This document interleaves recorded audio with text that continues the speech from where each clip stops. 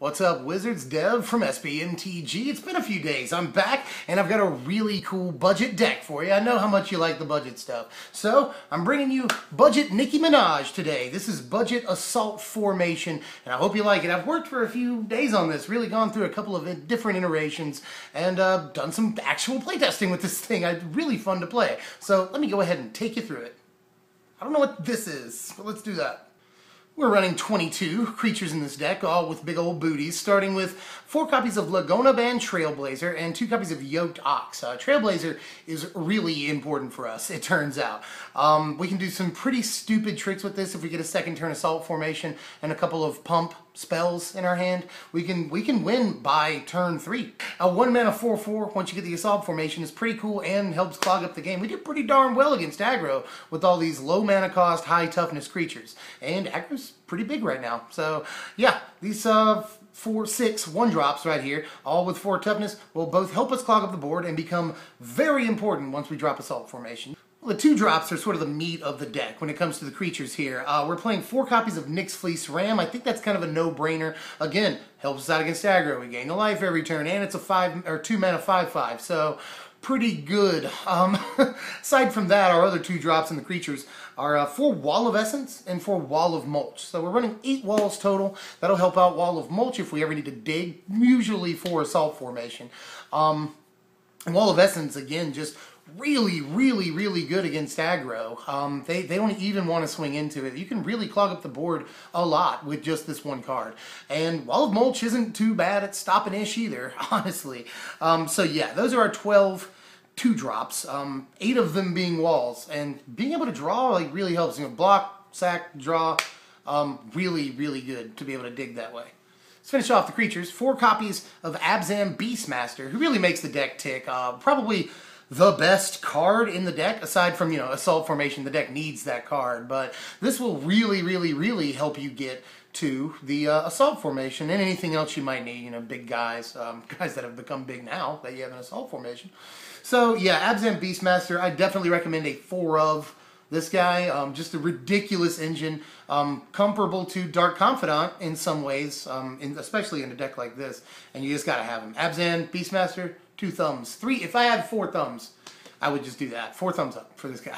Well, that leaves room for a fair amount of non-creature spells. So what are we running here? In the pump spell department, you might can guess, we've got 3 copies of Glaring Aegis. Of course, this is super good. Reminds me of, what is it, Hammer Fist in red aggro? Really crazy. Like, that guy can't block this turn, and +3, basically, in the power and the toughness department, forever.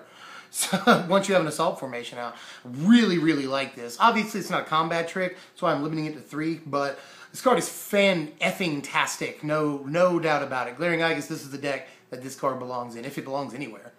And 4 copies of Shape the Sands. Reading this in an Assault Formation deck just makes you really laugh. You can block and kill pretty much anything they might swing with, or, for 1 mana, you get to deal an extra 5 damage. It's a Lava Axe, basically.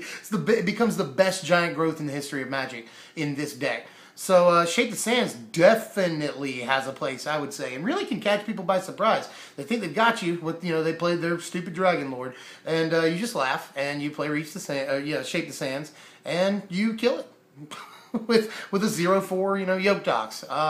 Yeah, this card has a lot of flexibility, and I shouldn't be prattling on about it, because honestly, it's obvious why it's in here, and it's a really good card for this deck. We're also running 2 Commune with the Gods.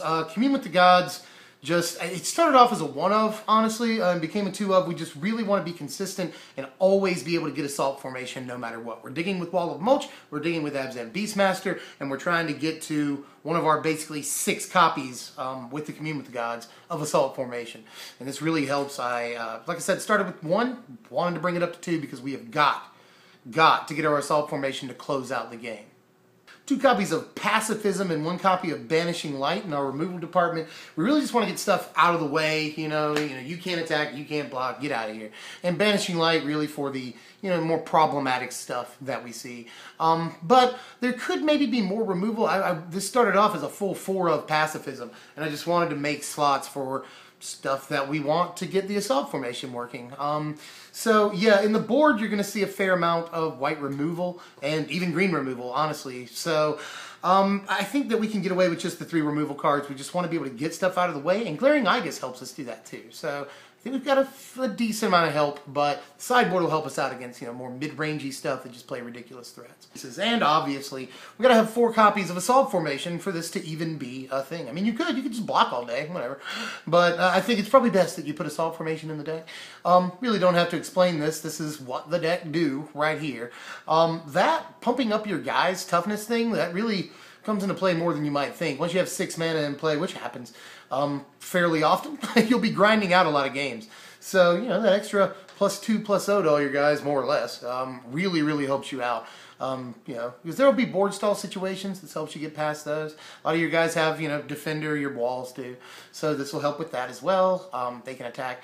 I really could just go on, but why not? I mean, this is what the deck does. This is Assault Formation. We all know and love this. If you're watching this deck tech, you're like, why are you talking so much about this card? That's why I saved it till the end, because it's really Assault Formation, guys. That's what the deck is called. I'm calling it Nicki Minaj, but Assault Formation. Well, let me go ahead and say that we played 22 lands in this deck. I'm going to go ahead and post the board right here. And while I talk about the lands for just a second, you can really do anything with this land base. 22 or 23, I think, is where you want to be, not 24. We're drawing an awful lot of cards in this deck. And we're digging with Commune, so you really don't need that many lands. You probably want to do, you know, 4 Temple of Plenty, maybe 4 Blossoming Sands. Unless we're trying to kill them with, you know, Trailblazer on turn 3, if you want to go that route, then you really don't have that much to worry about. You can play tap lands relatively safely. Aside from that, the deck is not the most consistent deck, as you can tell. Let me go ahead and post our power rankings. Hopefully you're getting familiar with these by now. Deck really does not have a very high power level. It's not incredibly fast. It's not entirely consistent. This is a very budget thing. If I posted maybe a rating for fun factor, that would be 11. You know, it's a really fun deck to play, especially when you can second or third turn Assault Formation and just start doing things. But in the meantime, I mean, you have a lot of fun playing blockers and, you know, drawing cards with Beastmaster, drawing cards with Wall of Mulch.